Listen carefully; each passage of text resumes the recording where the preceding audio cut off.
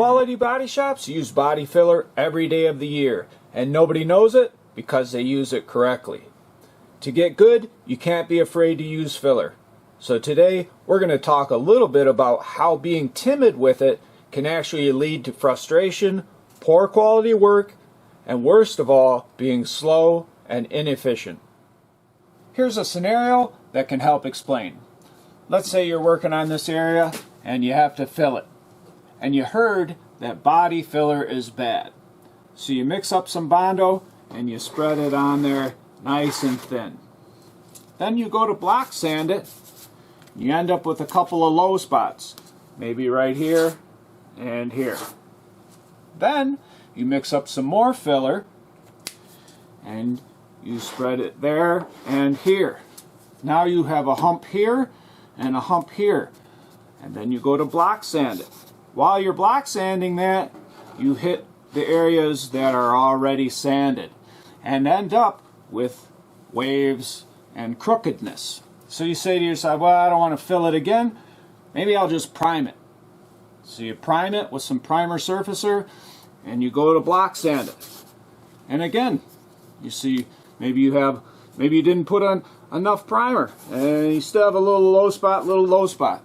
You realize priming it again won't help. It's too low. So then you put filler over your primer, and then primer, filler, blah, blah, blah. Frustration and low quality. It's best to just put on the amount you need, hit it the first time, get it right the first time, and then prime it.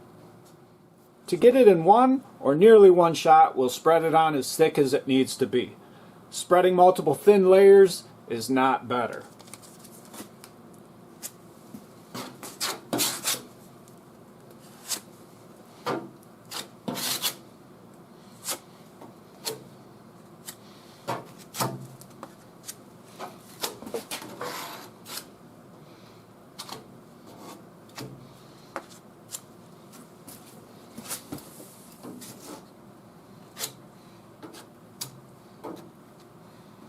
And I might end up using a plastic spreader to get a little bit of curvature. But for right now, I'll put it on with the metal spreader because I like to mix filler with the metal spreader. And we may get this in one shot.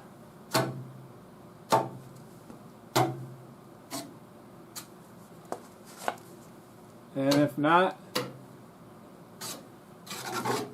we'll just have a little bit left, like, on this edge. I'll get that edge later. Right now I'm just focused in on this.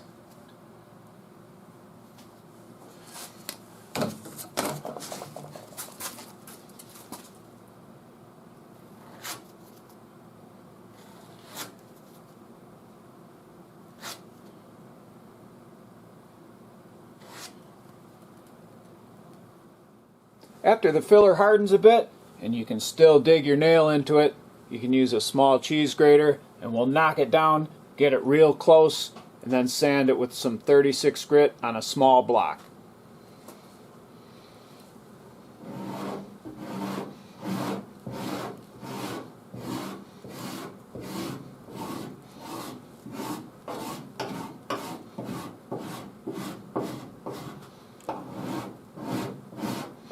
And right now I'm just taking the ridges off right now. That's all I'm focused on is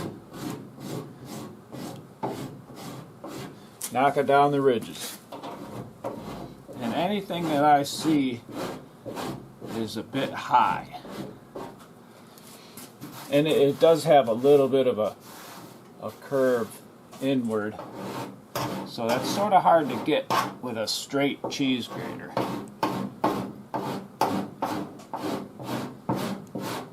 That's why you use it small.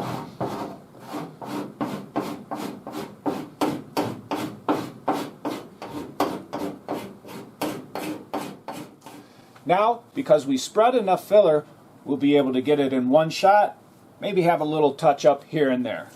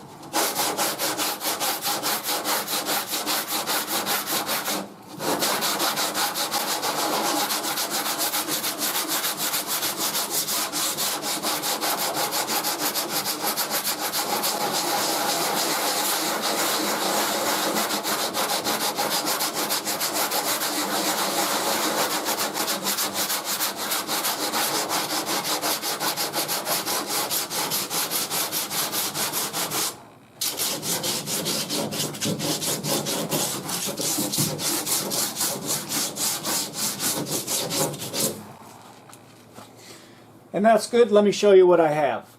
Up close you can see there's a little bit left right there. You can take the block and just dig that out a little bit. Rough it up a little bit. Throw some filler in there. Come back and sand it. When I get that done, I'll show you the finished panel. After a few coats of primer, this area is ready to be block sanded, primed again, finished sanded, and painted. The most important message in this video is that no matter what TV, magazines, and blogs say, body filler is good, and trying to avoid using it will lead to other issues, frustration, and prevent you from being the best you can be at bodywork.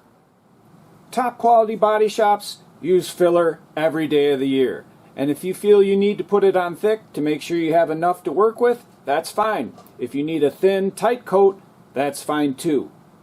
I hope you enjoyed this video on not worrying about the use of body filler, and if you did and you'd like to get my latest videos, don't forget to hit the subscribe button.